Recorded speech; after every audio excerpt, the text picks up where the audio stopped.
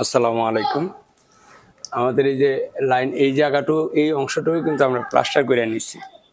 তাইলে হইল কি আমার এটা এই যে এটার উপরে যদি এখন করতাম তাইলে বৃষ্টির পানিতে কিন্তু সমস্যা হইতো।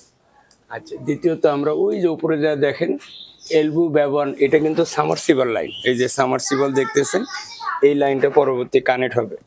তো আমরা এলবো না ব্যবহার করে ২টা 45 ব্যবহার করছি যেন পানির স্পিডটা ভালো থাকে। হ্যাঁ? এবং এগুলো এখানে এনে নিয়ে আসছি পরে এটা প্লাস্টার হবে। প্লাস্টার নেট ফিনিশিং হওয়ার পরে ওয়েস্ট ওয়াটার আলাদা, মলের লাইন আলাদা ৬ ইঞ্চি লাইন হবে। তো এগুলো পরে যখন হবে তখন আবার দেখাবো। কিন্তু সবচেয়ে গুরুত্বপূর্ণ হয়েছে ওখানে আমরা ওই যে এলবুর জায়গায় ২টা 45 খাওয়াইছি, এটা তো ২টা 45 খাওয়াইছি। তো এগুলো আমাদের এখন আপাতত কাজ হয়ে গেছে। পরবর্তীগুলো ইনশাল্লাহ আবার দেখানোর চেষ্টা করব। ওকে, আল্লাহ